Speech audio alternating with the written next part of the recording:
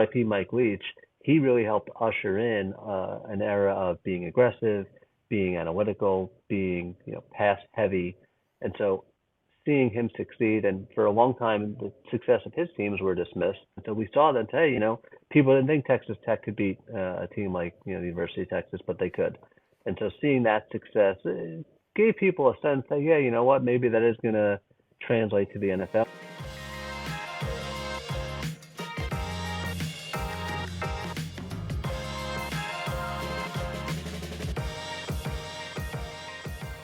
Hey, everybody. This week, my guest is Chase Stuart. You can follow him on Twitter at FBGChase. He is the proprietor of Football Perspective, a blog back when blogs were great, going from, 2012 to maybe 2017, 2018, 2019, with a daily post 5 times a week, posting on the site while working at the same time. Before that, doing work on Pro Football References blog, helping develop things like approximate value and other sorts of concepts, adjusted net yards per attempt that came out there from that site and were the foundation of a lot of football analytics. And then even before that, starting off in the fantasy football world and doing some work for Football Guys. He's going to talk about his history through that in this interview here. He's going to talk about what we're getting right and wrong about football analytics out there in the social space, some teams that he's higher on and lower on. And I hope you appreciate all that you're listening to. If you are not subscribed to this podcast, go ahead and subscribe. If you are not subscribed to my Substack newsletter, which I launched about a week and a half ago, we're approaching 1,000 subscribers on there after only being about a week in. We're approaching somewhere in the neighborhood of 20,000, I should say, visits to the site so far. I have a new post out on Joe Burrow today, and I'm posting on a daily basis there, along with a couple of podcasts a week. It's Unexpected Points, all one word, .substack.com. That's unexpectedpoints.substack.com. Your support there means everything to me. And go ahead and rate and review this pod if you enjoy what you're about to hear. But for now, here is Chase Stuart. All right, Chase, thanks for joining me. You've been one of the guys that I've wanted to get onto this podcast for a while. I say jokingly, I think of you as being an OG in this space, someone who was posting incessantly for years and years and years, starting in maybe I see back to 2012, maybe even longer. So I guess the question I have to ask you is like, why? What's your origin story here as being a guy on the internet posting about football stats long before it became something that was even slightly cool? I don't know if it even is slightly cool now, but definitely way before us. Yeah, I mean, it was probably never cool when we were doing it. And I started a fantasy football writer. So I was 1999, 2000, 2001. I really started as a fantasy football writer, wrote for footballguys.com, and I continued doing that for 20 years. And, throughout that, I ended up working, as a writer, as a freelance writer. I shifted a little bit from fantasy football to general football and then football statistics and football analytics. And so I started doing that more maybe 2005, 2006. So definitely before 2012. Doug Drennan, who was with both Football Guys and Pro Football Reference, he started I got a T-shirt on right here. You got the watching shirt. The video, Pro Football Reference, yes. Yeah, so he started the PFR blog, maybe 2005, maybe even earlier, and I started writing with him there. And then we just did that for a long time, would write at other places, and just over time as a writer, you would get opportunities to write, and it was a thing people did, was write about football on the internet. Yeah, thing people are still doing. And I was kind of thinking of Football Perspective, as I mentioned, that's a little bit later after some of the stuff for PFR and before that. I had almost the same trajectory, years later, as far as fantasy football, which is obviously very numbers based, very like a feedback loop. You have results on a weekly basis that you're trying to maximize in a clear and, somewhat rational way to try to get that information. And that translates over to football analytics a bit more. But at that point in time, there was less of the social media. So what I have noticed is now is we have the ability, at least a little bit, maybe to influence journalists or others who will then maybe even ask things like when Pete Carroll was being asked about letting Russ cook a number of years ago, and that stuff like that was going on. How did you feel as far as the response was concerned back when you were making these arguments where maybe there wasn't that vehicle for getting the opinion out there into the larger world in the same sort of way? Yeah, there really wasn't. You're right. I think for the most part, a lot of it was, either ignored or, just not really dealt with in a serious manner. And I'm sure there are facets of the community that still does that. But I agree. Over the last 5, 10, 15 years, the sort of respect, air quotes, for football analytics has increased, and that's led to, more questions about it, and it's entered the mainstream, which I think is all positive. It really wasn't about the reaching the masses when we were doing it. It was we like football. We found thinking about football interesting. And I do think it was a way for people who like talking and thinking about both football history and football stats and how you should be thinking about our coaches doing the right thing, our owners doing the right thing. What those are the debates people always had, but at least the sort of angle that a few of us were taking was more based on evidence and history. And so I think for us and people like Aaron Schatz, Brian Burke, and Doug Drennan, when we were writing about it, it was much more, I think, than now, an emphasis on history, because the data set was, and now people look at numbers and they're looking at what's happening this year or the last 2 years, but back then it was, let's look at history and see. You hear people say you need to run to win. Let's look at the historical results and see if that's true. Those sort of things. So it was a lot of testing, the sort of hypotheses and things that people took for granted in the football community. Yeah. Now, if you're going to give him one of those, classic like interview questions, let's say back in the mid aughts, about where you were expecting. Now we're in 2022 here, a little bit older. We're all a little bit older, a little bit muscles and joints a little bit creakier. But what about the state of football generally? Would you have been surprised if you could have had that crystal ball to look forward as to what it would have been? Or did you expect it would take this sort of trajectory going forward? Because I'm trying to think about where maybe baseball was at that point in time, because I don't think basketball had gone that far by that point in time. Did you have any window into what would end up being in the NFL and the fact that this would become such a big part of the league or discussion part of the league? Yeah, it's a good question. You're right. Baseball was further on, but even still, there were lots of people, right, who did have questions about whether or not the sort of money ball, which was the hot phase at the time, was that right? Was it wrong? It obviously ended up taking over Major League Baseball. But with football, the things that you heard were, well, football isn't baseball. That was kind of the constant refrain. You can't treat football the way you treat baseball. It's not Still hear that one-on-one one. Still heard that one a lot. Right? It's not one-on-one interactions. You've got an oblong ball that's bouncing, and it's just a different sport. And that's true, and people kind of knew that. It felt dismissive, and it probably was dismissive at the time. But, we also, the people that were sort of in my community, like, again, Doug Drennan, Jason List, they were huge college football fans. And I was becoming a bigger college football fan at that time. And I think you could see in college football an evolution. And so kind of getting an insight into that happening is always a sign that's going to happen at the pro level. And so as college football teams, RIP Mike Leach, he really helped usher in an era of being aggressive, being analytical, being, pass heavy. And so seeing him succeed, and for a long time, the success of his teams were dismissed. 2008 I think that was the year Texas Tech had that great season. We were, that was sort of the heart of when we were writing quite a lot. And so we saw that, hey, people didn't think Texas Tech could beat a team like, the University of Texas, but they could. And so seeing that success gave people a sense that, yeah, you know what, maybe that is going to translate to the NFL. And even, things like the shotgun, right, was still not the most common, most teams didn't line up in the shotgun in 2008. And so, but you could see this is probably the direction things are headed. So is that analytics? Depends who you ask, I guess. But certainly parts of it you would get a sense would be there. Yeah.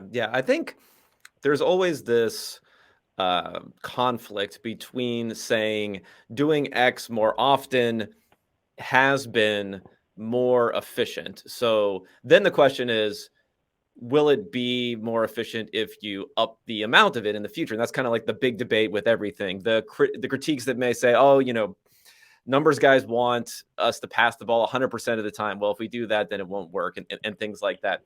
So a lot of these debates are still happening. Is there anything that you're surprised by at this point that you see that is still not been accepted, at least in a larger basis, whether it is by coaching or by media or other people within the NFL? I think you've seen more of a, diversity among teams as to how they approach things. And so fourth down decisions, right? That there's still teams that don't really approach it the way you think you should, but a lot of teams have it. So I kind of think that one's over the hump. But we're certainly probably not where you would think we might be in 5 or 10 years, and as teams become more analytical. You could say the same thing about trading for draft picks, right? I mean, that's still an area where teams are mostly overvaluing early picks, despite the evidence that they shouldn't be. Uh, I think there's just so many changes over time. When I look at running quarterbacks, that's an area where, maybe not an analytical decision, but that was not part of the common way teams viewed quarterbacks, right? Somebody like Josh Allen, the value he adds on his legs is now much more appreciated and known than it would have been, thought about in a franchise quarterback 15 years ago. So there are always changes driven by personnel as well, but I do think people are at least being more open to, taking a broader view. Again, having a more diverse way to think about football. One of the kind of key things is 15 years ago, I felt like all the teams were playing the same game, and you don't necessarily see that today. Yeah, yeah. So in a way, do you think talent was more important at that point in time than it is now? Yeah, probably, or coaching, or both. Because you're right. I mean, if everyone's playing the same game, the most talented team should win. But it's not. Right now, are the most talented teams winning? I don't know. I mean, one thing I think about a lot is the value of quarterbacks, and has the value of a quarterback gotten more significant or less significant over time? I think there's good arguments both ways, and I think there's not always a clear answer on some of those things. Yeah, I was going to ask. I was going to follow up specifically with that because I'm trying to think of when it was. I don't know if it was a year ago, 2 years ago. You were posting about, I don't think it was necessarily a shift of the entire league going up in quarterback, but maybe it was on the bottom end more so. Guys that would be your typical replacement level players. They're coming in mid-season. They're undrafted coming into the NFL. They have maybe through, I guess theoretically you could say through having so many more reps in college and being able to be up to snuff a little bit earlier, they're able to come in and approximate a type of performance that may not be average, but is closer to average than it's been in the past. So then your level over replacement would shrink there. Now, what that means about quarterback play or not, I guess it's like, again, that's the second order thing that we're trying to figure out. Do you still think that's the case? Because we've had a little bit of a decline this year in quarterback play where I thought this was going to be one of the stronger years we were going to see in quarterback play after last year, but it hasn't ended up being the case. Yeah, and that was interesting because I'm not sure, part of it was, I think, a decline of, people retiring and maybe the younger class not being great, but also the quarterbacks who stayed around have also declined. So it could just be defenses have, adjusted, coaches have adjusted. But on the quarterback thing, I mean, I think a lot about field goal kickers, which, maybe makes me a different type of person. But, Ben, I don't know if you know Benjamin Morris from did some writing over at 538, other things. He was all about the kickers. There's a special type for kickers to be able to appreciate that nuance in the game. there is, and I spent a lot of time at one point trying to grade all the kickers in NFL history, and I did that, and I still feel good about those results, which had Nick Lowry as the best field goal kicker of all time. The Hall of Fame's not very good at these kicker discussions, is it? Well, it's not, but where I'm going with that is that one of the reasons that I think it may be hard for somebody like Justin Tucker to be as valuable as Nick Lowry, and maybe he is. I haven't rerun the numbers. I wrote this maybe 7 or 8 years ago. Is the average kicker is so much better than it was during Nick Lowry's time. I mean, you could think of the same thing like interception rate. You can't do that much better than league average in interception rate. You used to. When the interception rate was 6%, you could be a lot better than league average. You could be at 2%. If the average is 2.1%, how much better at interception avoidance can you really be? And the same thing with field goal kickers. If field goal kickers are all really good, how valuable is Justin Tucker? And that, where I'm going with this is the same logic applies to quarterbacks. And so as passing gets easier, as the rules are changed to make passing easier, as all quarterbacks are getting better, and as the variance in quarterbacks is decreasing and the range from the best to worst is getting smaller, I think there's a strong argument that the value of the best quarterback is a lot, less than it used to be because 40 years ago, the top quarterback was so much better than the average quarterback. Now he isn't. Yeah, yeah. I guess you're right. Like if you're thinking about interceptions, for instance, if you have half the interception rate of the league average, it still could be half, right? You could still be cutting in half, but then you're looking at the raw numbers for how many fewer interceptions you're going to throw. It's going to be so many. The delta is going to be so much lower there. And I guess maybe in a way, even with kickers, like maybe Justin Tucker could be that much more valuable. But in order to do that, he'd have to be taking all of these long kicks, which is probably not necessarily an optimal way to play. I could see some analogy to quarterbacks there in a way where if you get your interception rate too low, all out things that have been written about Aaron Rodgers, perhaps, and some others, that you also are maybe just not being able to even play optimally, and then you lose the advantage on that end also.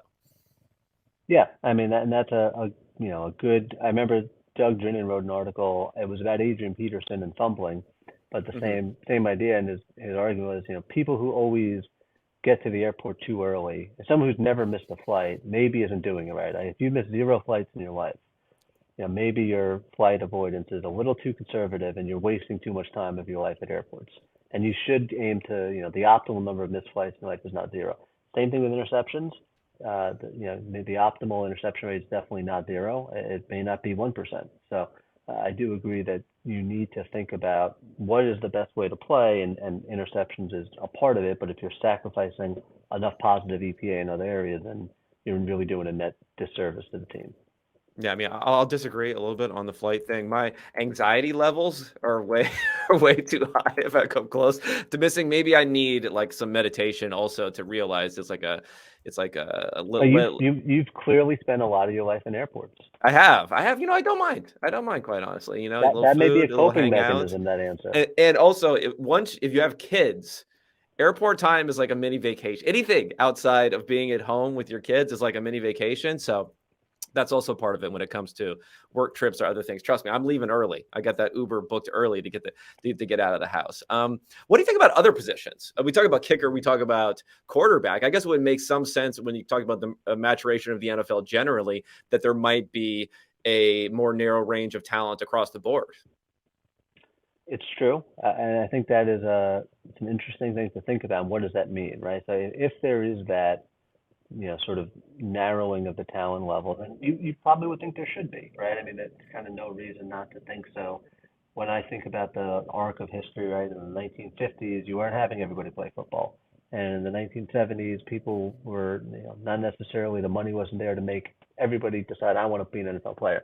Now, the universe of people who are interested in trying to play pro football is pretty large, that you would kind of think you're getting almost all the top talent and also all the specialization and the resources colleges are devoting to it, that fewer players are probably not going to be slipping through the cracks. And maybe that means, five or six really good players, wouldn't have made it 20 years ago and they do now. And does that mean the talent level is compressed? Probably. And I guess I have no reason not to think it's pretty much uniform across the positions. So, yeah, with a sort of more compressed talent, across rosters, I mean, I think that still presents interesting questions, right? For GMs, maybe one of the answers is depth is more important than anything. Maybe the answer is depth is less important than anything. I think you have to, think through it, but having the, being thoughtful about what it means when, talent's compressed is something that I think a GM has to at least think about when they're deciding how they want to evaluate their roster composition.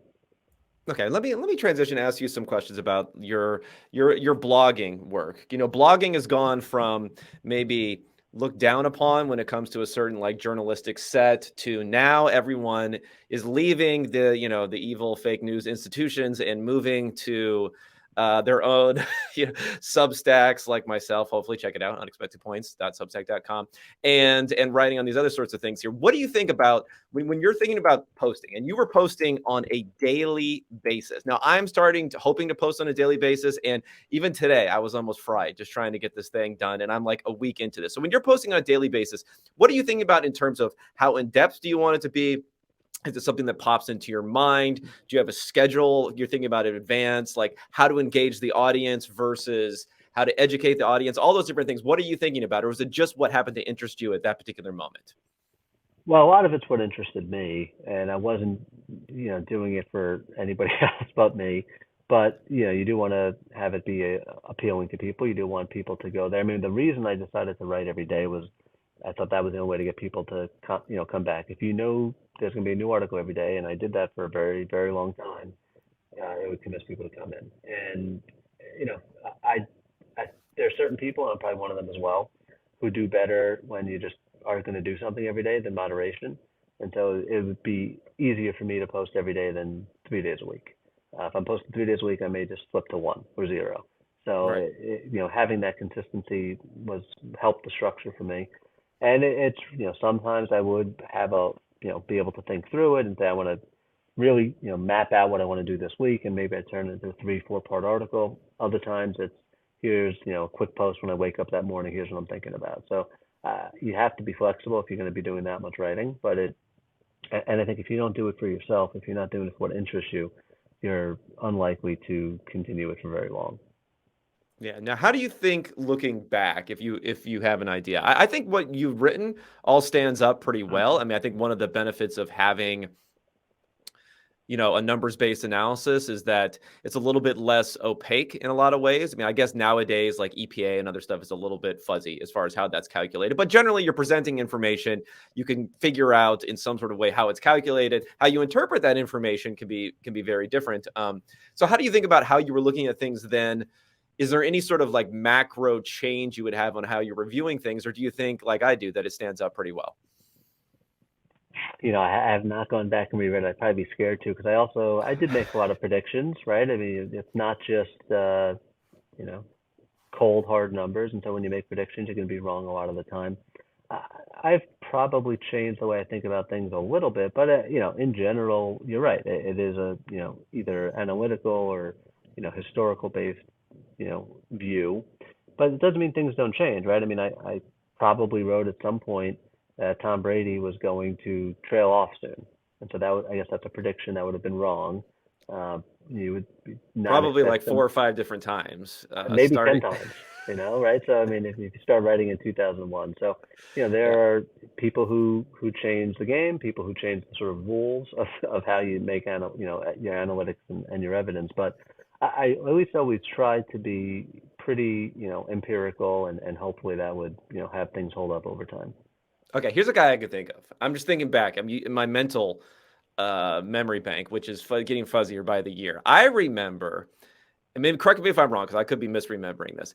I remember you having some lighthearted fun at the expense of, I'm trying to think of who it was, but it was someone who was a very much a Ryan Tannehill backer. Remember Tannehill in Miami? Yep. Oh yeah. Breakout Some season every year. Yeah, exactly. He was the Yep. breakout player at the age of like 20, 28 or something like that. He was still, a breakout player as an older player coming out, transition from wide receiver. Everybody knows that sort of thing.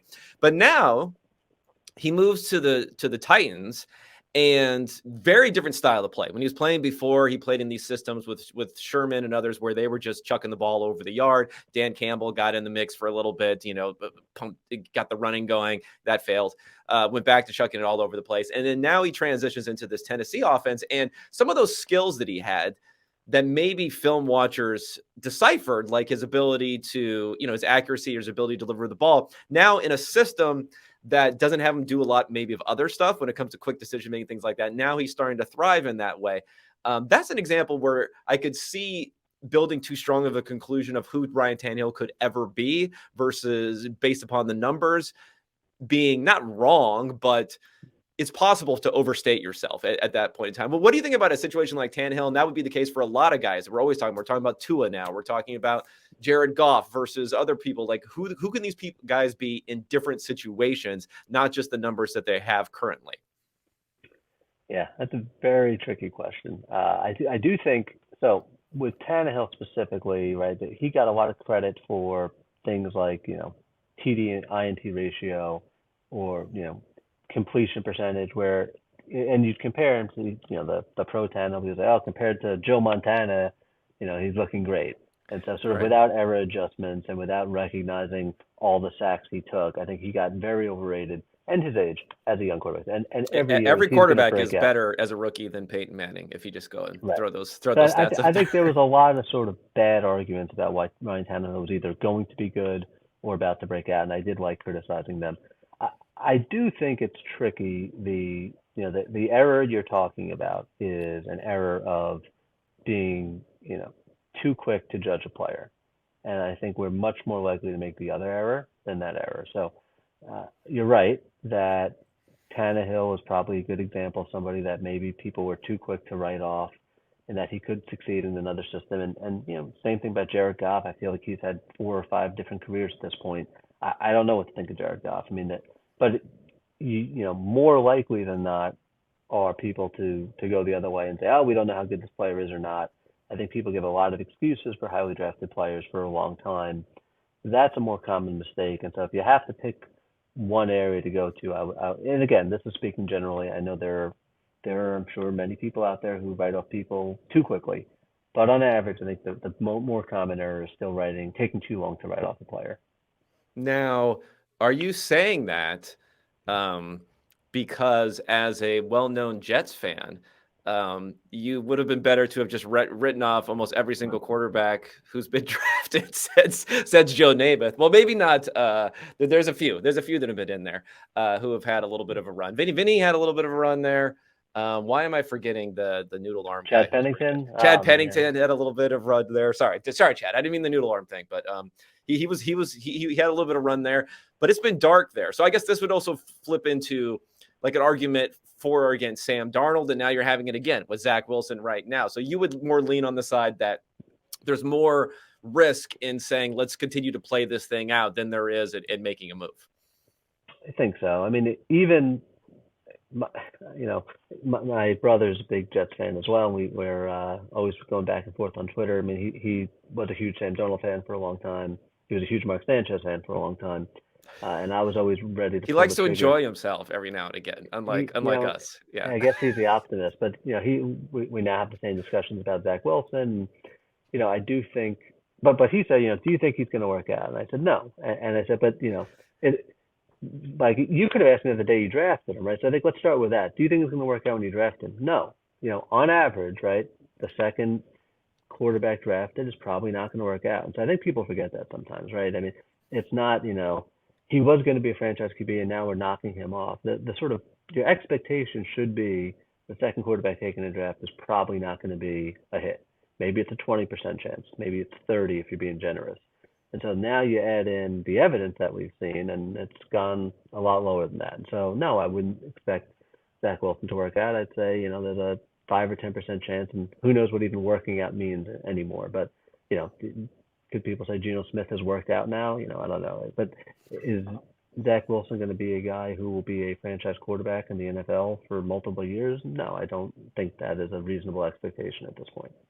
Yeah, yeah. No, that's a good question. Is that like has this quarterback worked out or not? I mean, I can think of someone. I mean, Jared Goff, let's say for the Rams, like, did that work out? I mean, they went to a Super Bowl. He led the NFL, I believe, in adjusted net yards per attempt in his third season, and was pretty much up there after that before trailing off. Did Baker Mayfield work out for the Browns? I mean, he was something for a while before ended up leaving, but a lot of the quarterback discussion now, maybe this has always been the case. So I'm just, too recency biased by everything. But I feel like the conversation now is we have this cohort of guys who probably combine athleticism and arm talent, whatever you define that is, in a way that we haven't necessarily seen before. If it's Mahomes, it's Allen, it's Herbert, it's maybe Joe Burrow, it's maybe Lamar Jackson to a degree, and some others. And it's almost like there's a line that's been divided down where a lot of people say you have these guys or you don't have these guys. And if you don't have these guys, then everyone else is just meh. Let's figure out how to get one of these guys. What do you think about that evolution in the discussion? Am I misstating it? And No, I I guess, mean, I think you're right, and I've heard you say that before. I mean, look at yeah, Jalen Hurts. Is he, right. he's probably not in that grouping, but if you squint enough, I mean, we've had. I guess I would disagree that it's a new phenomenon. I remember talking a long time ago with Doug Drennan about, how many Super Bowls have been won by franchise quarterbacks.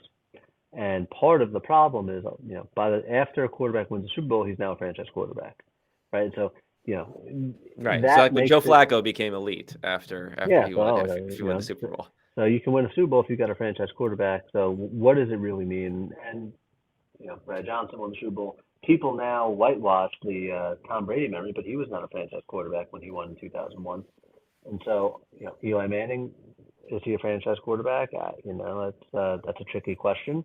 But I think without the Super Bowl, he's clearly not somebody that you would think of as in any upper echelon. I mean, he played for a long time, was, solid. But if you ignore the Super Bowl, he's not in there. So do you need to have that top quarterback to win? No. Does it help? Sure. So I think the analysis is, if the real question is an organizational one, do you move on from a quarterback who's not at a certain level? Maybe Carr is a good example, or I know you like Garoppolo, maybe a decent example too. Those guys, you can win with them if you surround them with the right talent and they get hot, but you'd rather have Mahomes. But what does that give you? You can't get Mahomes. Yeah, yeah. But then I guess the money probably comes into it too. I think that's another factor when you see the contracts, because the calibration of contract to this talent is pretty poor, right? We're looking at Mahomes now with this 10-year deal, and we'll probably have good backups making the same amount of money that he's making by the time we get to the end And of the the end. rookie salaries are so depressed that it does Yes. make it does. You're right, and so I think that decreases the value of a car, or even certainly a Tannehill, I'd say, is below a car. So maybe you don't want to pay those guys $30 million. I think you're probably right. If you can get Mike White or Purdy in there and getting pretty good production for nothing, maybe you can find a better use of $30 million of salary cap. Now, when you're looking at some of these discussions, and I apologize if I've been a part of any of these discussions on social media, or because you've done a good job, I would say, not getting into the muck, not having to put the hazmat suit on and get into some of this stuff on here.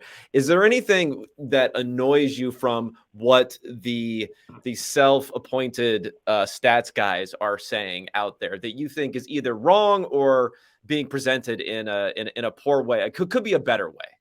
Yeah, I think there's probably a little bit of that. I think there's an abrasive element to it, and some of that is youth and desire to be heard, and I can recognize that in myself at an earlier age, and so I think people want to shout from the rooftops and grow their base, and there can be abrasive, and that's not welcoming in any way, right? So I think probably the analytics community is not the most welcoming. Maybe that it's understandable, right? I mean, they got rejected for a long time, but I do think there's probably a tonal argument that's to be made. I also think, as somebody who does believe in the importance of football history, I think the analytics community tends to not have much of a historical view, and I think that's both just generally bad, and also it limits the sample size. It's probably not doing great with their analysis. If all you're looking at the last 7 or 8 years of the NFL, you're probably missing some things, and you're definitely missing, the way the league has evolved, which is important. I'd also say the people are, there's a great, you've got to be really smart, I think, because I can't do this. I'm assuming those people are smart. Maybe they aren't. You have to be really smart to be really, tech savvy and figuring out how to run all these models and to play with all these numbers and generate these, great models and graphs and data that people do, and they are very smart, and it's I think it's a great way to advance the game. But I think people do think a little bit less than they used to. Adam Harstad's a great follow, and he is always talking about who cares what the answer is? What do you think the answer will be when you run the numbers? And so because you can get the answer so quickly by running the numbers, I think you sometimes miss that stage. If 15 years ago you'd have a question, you'd want to run the numbers. It takes you a little bit of time to get the answer. you'd think, what is the answer? Is it going to be this? Is it going to be that? Well, why would it be A? Why would it be B? Let me think through the options. Kind of use the thought process, use those machinations as opposed to just seeing the answer. I think that's a pretty valuable skill, and I think you see less of that, than you used to.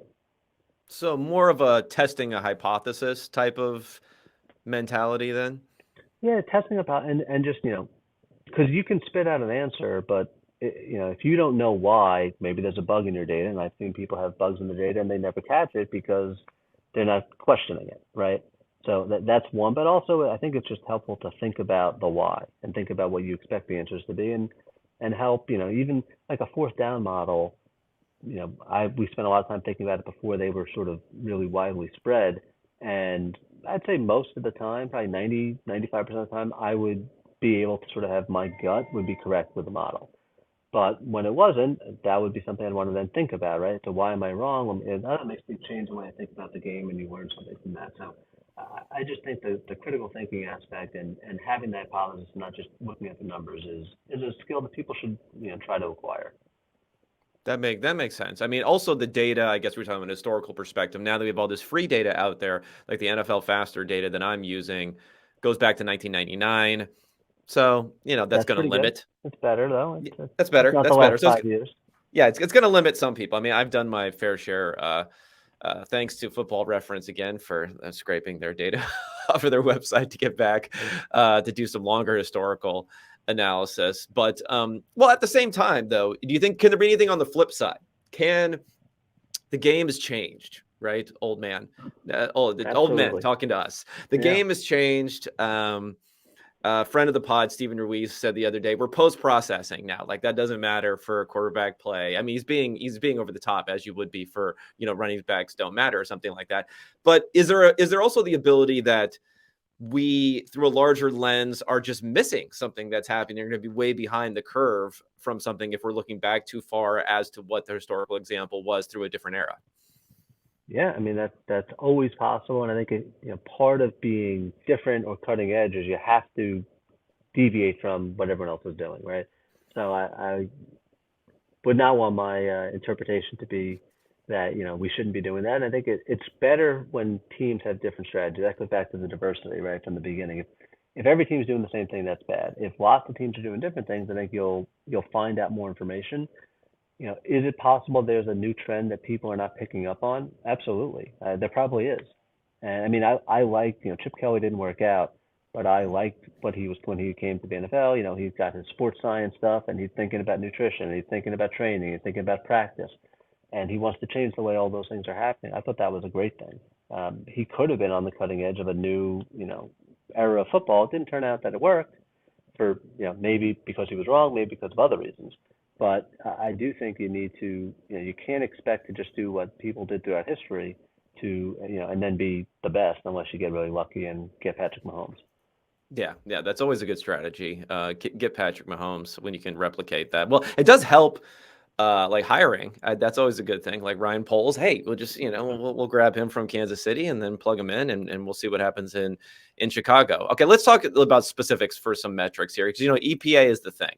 I get a little tilted when people talk about EPA being a team, quote unquote team stat. It seems to be one of the things to deflect or to discount it when all football stats are team stats, basically, right? Like it's not like Yeah. a quarterback isn't generating all the passing yards by himself or touchdowns or this that. But yet, going back in history in particular, when we're talking about this comparison, or even the stat that you had used most of the times and that I use again when I'm going back, is more like your adjusted net yards per attempt, which not only does it have the ability to apply it to a larger and broader data set, but it's less opaque as far as how it's calculated. It's 20 yards for a touchdown. It's negative 45 for an interception. It's the total divided by the number of attempts plus sacks. You can kind of figure out exactly how to calculate that. How do you think about these two numbers against each other where, just in yards per attempt, it might undervalue, I guess, sacks in some situations? Like negative yards for sacks are probably worse than like the equivalent positive yards going forward, things like that, versus this EPA per play, which takes down distance and all that sort of stuff into account. It's a good question. Yeah, there are definitely pros and cons with both. I like using adjusted net yards per attempt more because I want to be able to compare it throughout history, and so we don't have EPA throughout history. I think an area where EPA is extremely helpful is with running quarterbacks, or frankly, I guess almost any quarterback now, because it incorporates running, information, and there's just more quarterback runs than there used to be, and that's an area where adjusted net yards per attempt totally misses out. And I think looking at, again, just to learn about football, right? I think the average fan would be surprised to know how valuable quarterback runs can be. And when you look at a player's EPA, a quarterback's EPA, most of it could be based off of 4 or 5 runs in a game, and not the 35 passes. So EPA, when I thought about developing quarterback models, which I did a long time ago, to grade quarterbacks, I always struggled with how to value quarterback running. And I still think it is hard, right? I don't think you can historically have a great way to, it's going to be very subjective how you grade quarterback running. EPA sort of, I think it kind of answers the question, right? So I think that is a huge plus for EPA. The negative would be, again, like you said, it's opaque. It's not easily accessible necessarily. It's not historically available. But I think other than that, EPA is great. And also for the most part, it's pretty highly correlated with adjusted net yards per attempt. The other thing, I do like including first down data. Sometimes I'll do that in adjusted net yards per attempt. Usually, again, that's also pretty highly correlated with just traditional adjusted net yards per attempt. But, those are the things you think about, right? And it also, interceptions, not every interception is the same. That's an area where I think EPA is pretty helpful. So if you have the time and the resources, it's definitely, good to use both. But I probably still wind up using adjusted net yards per attempt more just for historical, purposes. Yeah, yeah. Well, one thing I looked into recently when it comes to EPA, which I think is a potential negative when it comes to the running calculations, is like how much of a delta and a value that 1 yard from the 1 yard line to getting into the end zone, like the expected points that are added on that play for a running play, which generally is a negative type of play when we're talking about a running back doing it, something that could be a little bit overvalued, can pump up some quarterbacks who end up getting a lot of these like 1 yard touchdowns versus some others who don't. Like the talent level on that is, there's a huge swing know. that's not proportionate to the Yeah. sort of, like, good example was Mike White. When I watched the Jets Vikings game, he had a negative EPA, and then the Jets had a 4th and goal from the 1, and he did a quarterback sneak, and he didn't get it, and that's a hugely negative EPA. And then they reviewed it, and he got the touchdown, and now all of a sudden his EPA for the entire game was positive. So Right. A huge swing based off of a review of a quarterback sneak doesn't feel like it's super reflective of a quarterback's ability. Yeah, definitely. So yeah, the more sample you can get on this stuff, the better. Let's talk about the league a little bit here. However you want to judge them, are there any teams out there? Let's start with the positive first, that you think this team is either the way that they conduct themselves, the talent they have, the front office, the coaching is kind of, you're a little bit higher on, let's say, whatever that means, than what you perceive either what their record is or how you perceive people to view them right now in the NFL? Yeah, that the problem with that question, leading question, is I don't even know how people. You're an attorney. Perceive You're an teams, attorney, right? So how do people you can perceive object. teams? Yeah. Do people think the Vikings are good? Who No. knows these questions? Well, Some that's people do. yeah. Well, you're Viking. No one did, including Vikings fans, until they beat the Bills, and then they finally decided they could like show that they could come out of the woodwork. Okay, so let's. I mean, I'll say this. I think I might be a little bullish on Denver about that, because Okay, I think I don't believe that's a Russell contrarian. Wilson. That's a good contrarian opinion. I don't Everyone think. was upset. I did some power Yeah, rankings the other day, and they came out 22nd or something like that, and everyone was upset about that being that was too too high. high. Wow. Too Yeah, high. Yeah. I'd buy on 22nd. All right. I like to hear Yeah. that. Let's go. Yeah, I mean, well, obviously, I guess this is now more long term, but I think, I would be optimistic. I would buy on Russell Wilson for 2023, and I think the infrastructure of the team is pretty good.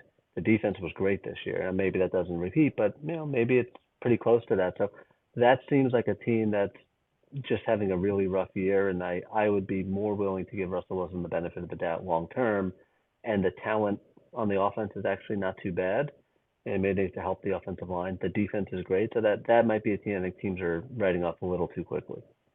Okay, actually, that's a good way to frame it. Maybe like for the rest of this year / next year, any other teams you're looking for who are gonna, I gotta say things like surprise, just to throw it into that sort of context. But yeah, be better than they have been at least.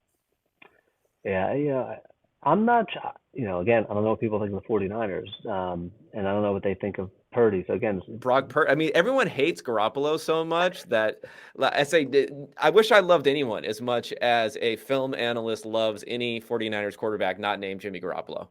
I will say this. I think in retrospect, the Bears beating the 49ers is one of the odder results of the 2022 season. And Yeah. I think the 49ers, I mean, had Trey Lance been really good, and I don't know, maybe he still could be if we want to just say he's hurt. They could be, a really dominant Super Bowl team. I mean, they arguably already are. So like, imagine if the Trey Lance pick had worked out, how good the ceiling could be on the 49ers. I mean, they could have been. I guess the Eagles are already, 12-1 and look pretty dominant, but I think they could probably have been better than that had the Lance pick worked out. Yeah, no, that's an interesting one. I mean, there's a little bit of a monsoon type of thing going on week 1, but Lance didn't look good, and then he got injured at the beginning of the next week. So the 49ers right now, if you want to go into the old Super Bowl odds calculator, it's interesting. When Garoppolo went down, they went from plus 700 to plus 1200. Now they're back up to 900, which puts them at exactly a 10% Super Bowl probability below the Bills, the Eagles. The Bills are number one because they're at least in the number one seed for now. The Chiefs and the Cowboys, but very close to the Cowboys. So they're right up there in the thick of things still, even with the assumption that maybe Garoppolo will be back in the playoffs, but not earlier than that. Yeah, I mean, I just think when you look at that team, they really are terrific, right? The defense is outstanding. The offense is, outside of the quarterback, it's top notch. I think for the most part, people think the coaching is very good. So that does seem like a team that, really could make some waves in the playoffs, but they are susceptible to a, zero touchdown, three interception game from their quarterback at any point in the playoffs. Definitely, definitely. Yeah, I wrote a little bit about Brock Purdy this week. That this last game, his EPA per attempt under pressure, I think, was 1.3. So it was like massive, and then he was negative from a clean pocket. So we'll see. We'll see for him. I don't want to seem like a hater because of the whole Garoppolo thing, but let me say I'm a little skeptical Mr. O'Reilly's going to come in and be that good so far this year. You have anyone I else would be before? skeptical too. Yeah, I would not bank on that. You know, any other teams I'm kind of thinking about, Yeah. I guess, again, another one I'd, think about is what do people think of Miami, right? I think right now, sort of, it's probably turned a little too quickly, would be my immediate Well, response yeah, there. the offense has been solved. Is this week? This week it's because Tua's struggled 2 weeks in a row, so therefore they've figured it out, a la Yeah, how the this is one of Rams these defense. short-term takes that won't hold up Yeah, over time. But I think the general reaction of writing off a team with a ton of talent after 2 bad weeks is probably not so smart. And I was, generally a pretty pro Tua guy. I mean, he was terrific in college. He had obviously, some big games and big stages in college and won a national championship and looked the part, was a high draft pick. He did not play nearly as badly his first couple of years as people said he did. And you bring in, some great talent at wide receiver, and yeah, and I think the coaching changes helped as well. That seems like it could be a great offense. Now he nobody was saying he was as good as his numbers earlier in the year, but you could take 20% off those numbers and still have a Super Bowl championship offense. yeah. He was one of those guys who fell in this bucket where I get a little frustrated because the critique will be he doesn't elevate an offense is something that I heard a lot, and it's like, well, I don't know, they're leading the league in efficiency, so it's kind of hard to say what that even means or what the consequences are of that. I think if you're, 24 for 30 for 300 yards and three touchdowns, that's elevated enough.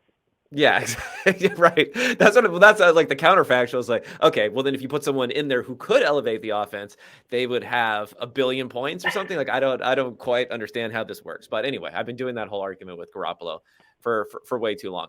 All right, let's do some hating over here. Is there anyone any fan bases you want to rile up that I can clip this video and then tag you on social media and See, and put it out there? this is the abrasive, young generation I'm talking about. They need to work on being more welcoming, right? Okay, So, okay. yeah, but this is I'd go back to where do people rate teams in your, I'll bubble of I'll be the belief? arbiter. I can You're be the you're arbiter. gonna I'll be the you're gonna arbiter you're gonna of tell me that people think the Titans are terrible and the Giants are yes. terrible, right? Yeah, Giants. Yeah, the Giants had their moment of people overrating them severely, but yeah, the dream is dead there. Somehow, the Brian Dable magic dust that he was like sprinkling on the sideline has gone away.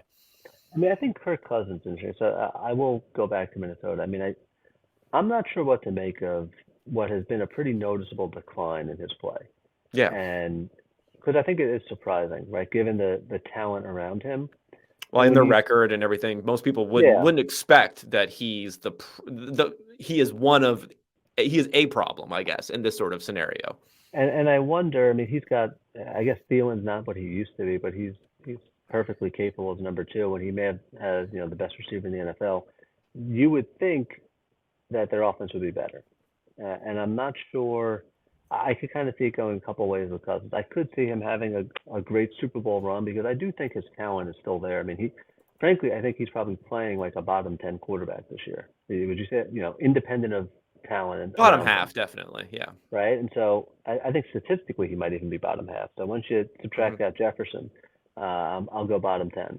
And that, I don't, is that age related decline or what is it? So maybe he gets hot and has a great postseason and everything, the narrative's totally shifted. So I think it's interesting to watch. I'm always curious when a guy who is a little bit on the, cusp of are they getting, over an age cliff, right? Not everybody ages like Aaron Rodgers or Tom Brady. Some people, or, or Phil Rivers, right? Some people have the decline at 30, 31, 32. Is that what's happening with Cousins, or is he, just having a slump and he could get really hot and all of a sudden, they could be talking about Kirk Cousins, Super Bowl quarterback pretty soon? Probably not. Yeah. It's possible. I mean, again, I'll use as the cold assessment of the markets right now. The Vikings actually have the same Super Bowl odds at let me see, about 4%, 20 plus 2,500 as the Dolphins, even though the Dolphins have to go through the AFC and the Vikings have to go through the NFC and have, I guess they don't really have a window now at the number one seed, but at least they're going through the NFC. So that's interesting. They're being downrated at least. Anyone else I mean, that if I can use? I just pulled up numbers, like Kirk Cousins ranks 19th in adjusted net yards per attempt this year with the best receiver in the NFL. Yeah, That's that's pretty bad. surprising. Um, Pretty bad. I do. Anyone else I want to criticize, or I don't like the Yeah, I don't theme know. of being mean to people, and I'm not even being mean to Cousins. I'm just curious. I'm asking the Okay, question. let me find one that we can criticize. Okay, so here's actually this is a tougher exercise than I think because this is another interesting thing about power So how rankings. about I do it to you? I mean, what's going to happen Okay. with Aaron Rodgers? Is he done?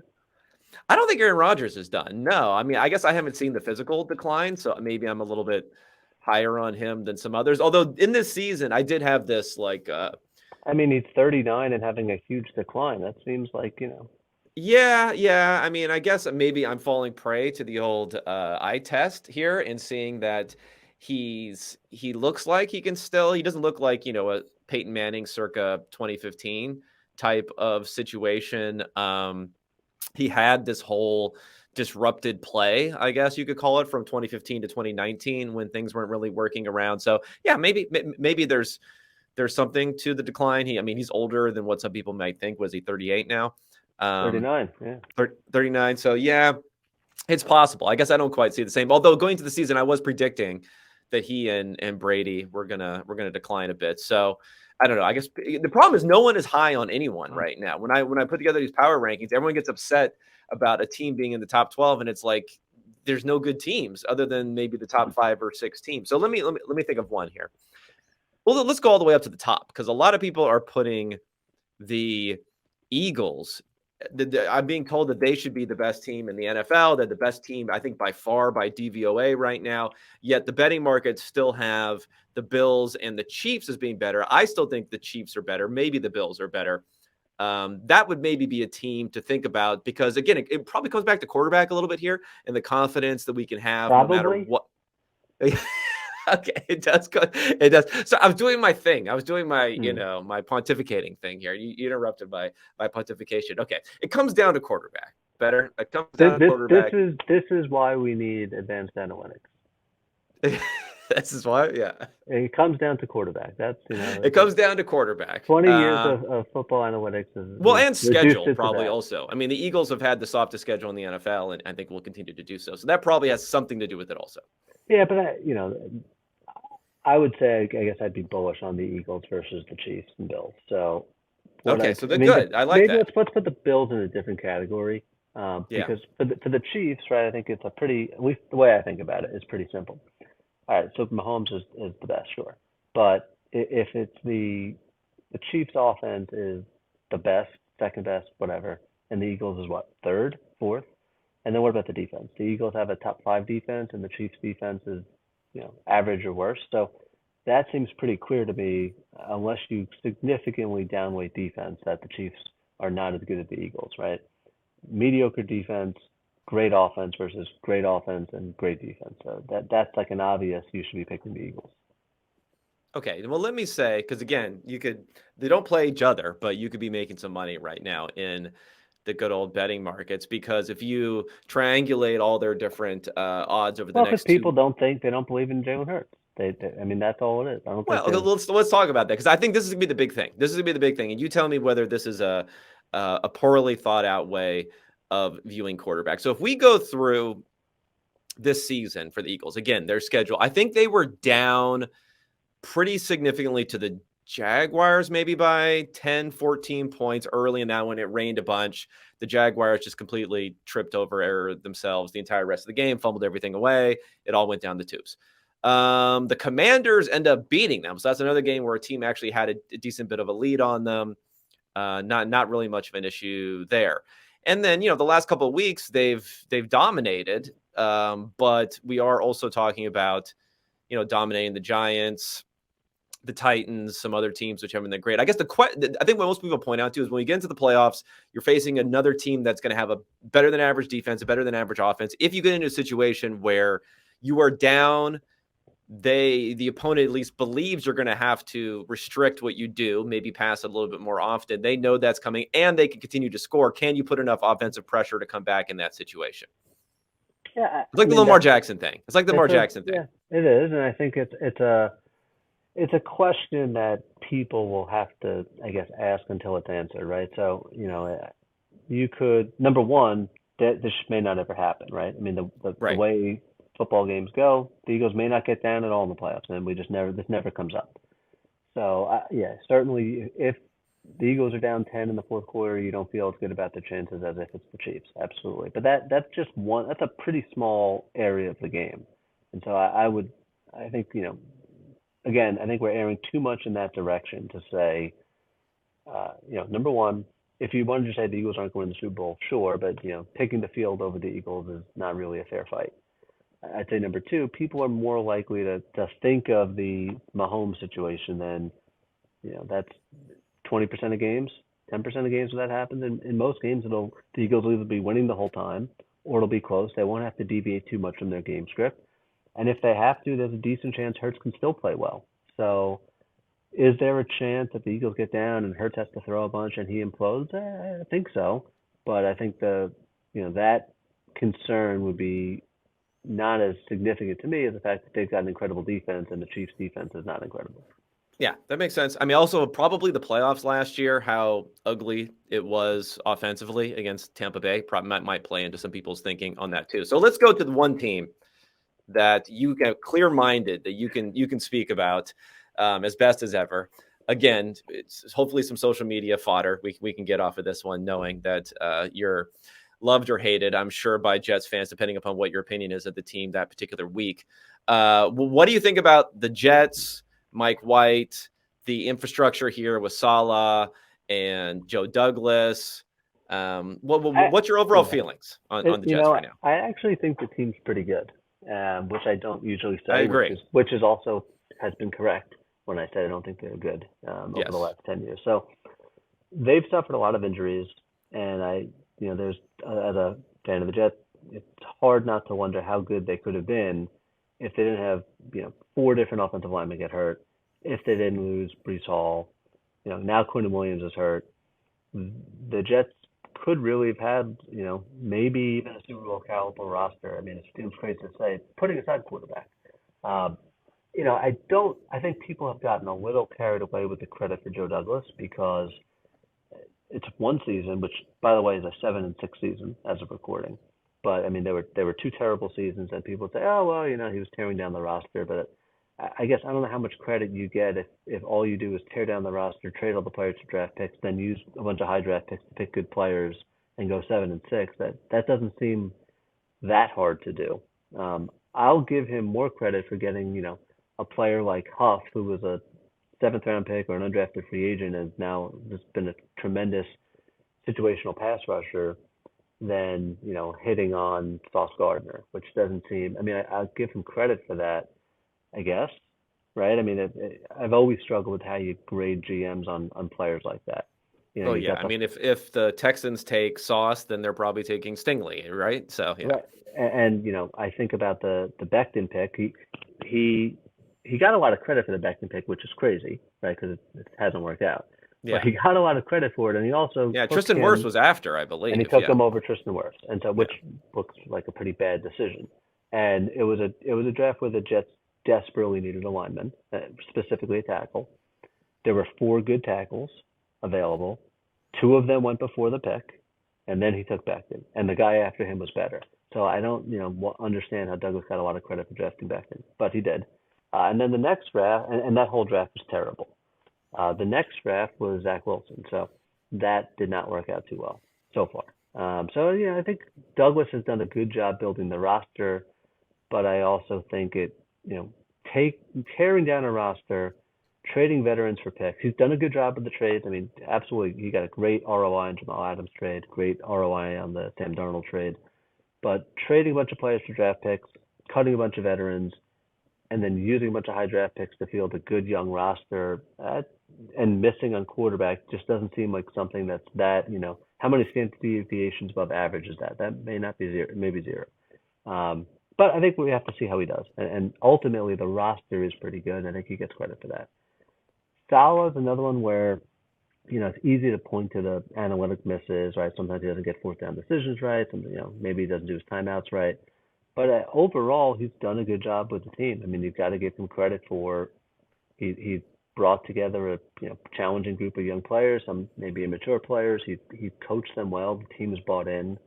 He made his receipts comment, right? And I think everyone skewered him, and he kind of looking smart for that. And I think he's done a good job as a coach. He's probably the best Jets coach in a few years, or in a few coaching cycles. So there are always going to be things you can criticize about a coach. Andy Reid, there's things people will criticize about him. But I think on the spectrum of where you'd want to be, Salah's done pretty good. And then, I'm a fan of Mike White. I thought he was pretty good last year. You know, I have a soft spot for the lowly drafted or undrafted quarterbacks, and I think they get written off too quickly. White has a good arm. He processes things well. He has some athletic limitations, more mobility than arm strength, and he may not work out, but to write him off after 6 games is I think also writing someone off too quickly, which is what I think some people would do. He very tough player, right? He got just brutalized in the Bills game, came back. I think he's a smart, makes quick decisions, accurate. He's somebody I'd like to see more of, and I'm optimistic. If I was a Jets fan, which I am, I'd at least be optimistic that he could turn into something. And the good thing is we've got 4 games to see, how he does. If he stays healthy, we'll be able to see if he turns into something. Okay, so I don't think the offseason plans necessarily change based upon whether you make the playoffs. Let's say even a playoff win, I guess, is within the realm of possibility for sure for the team. Jets This have off, Chiefs first round of the playoffs, so we'll see. yeah, there we go. Off season though, talk about being able to extricate himself from Sam Darnold. It seems like that won't be as easy with Zach Wilson, despite the fact that we're talking about after 2 years as opposed to 3 years. I mean, even someone like Baker Mayfield, there was basically no market for him, which was a little bit shocking.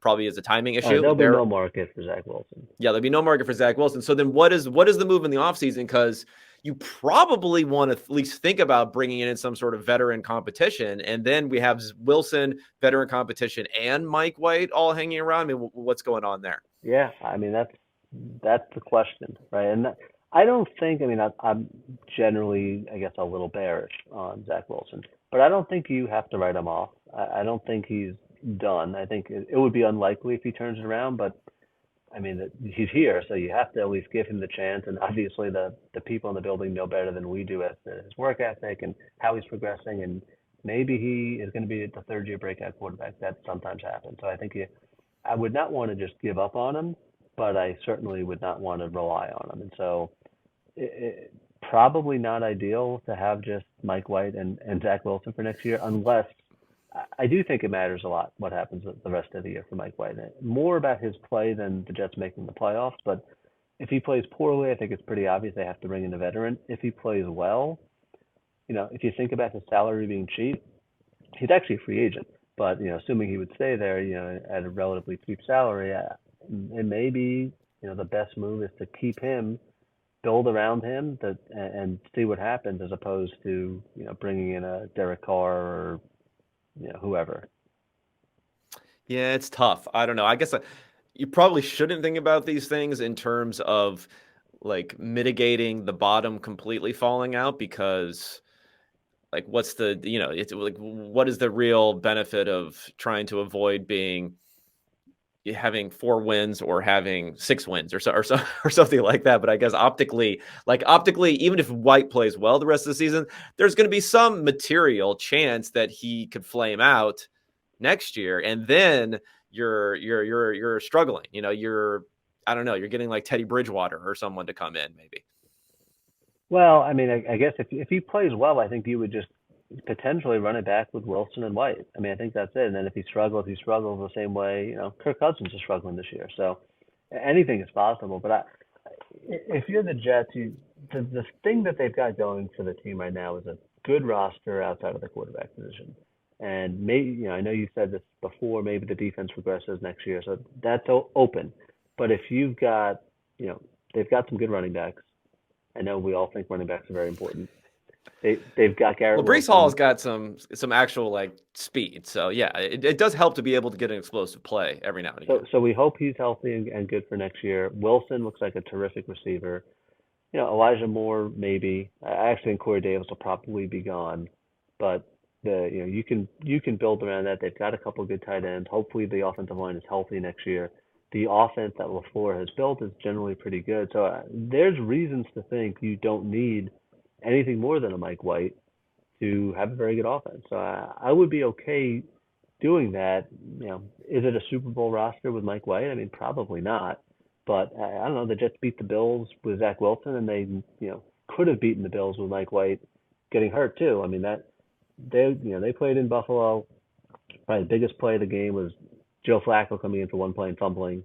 They had a bad C.J. Mosley offside penalty. That was a pretty close game. I think your adjusted scores had a even or almost even in a So if the Jets can do that on the road in Buffalo, they could get hot in the playoffs and do well. But I think people are never going to give somebody like Mike White the benefit of the doubt. Yeah. Okay. Well, what I'm hearing is there's a window to Super Bowl 2024, January 2024, Mike White, Super Bowl MVP. That's what I'm hearing. Anything. They're going to get Beckham in the offseason, right? And anything's possible. Yeah, we need, hopefully he doesn't sign at the beginning of the offseason, because I want to make sure I get the stories and the travels and everything. And then we'll also get Tom Brady. What's Tom Brady going to be doing? Oh man, this is going to be a fun offseason of potential moves of, washed superstars. Anyway, Chase, thank you so much for joining me. Is there anything you want to plug? Anything going on in your world that you want to talk about? I think people should subscribe to your Substack. They should listen to your podcast. They should go to your Money's YouTube. in the mail. Money's in the mail. Thank you. Yeah. And people should root for the Jets. I think we need to send good vibes out there into the world. I agree. I'm trying to bring the Jets back because we lost them a bit, criticizing the Elijah Vera Tucker pick and some other things, and the Breece Hall pick. We lost them a bit, so I want to bring them back. Yeah. Well, I mean, so what do you think? I know we're wrapping up. What do you think of the Breece Hall pick? Are you now yay or nay on it?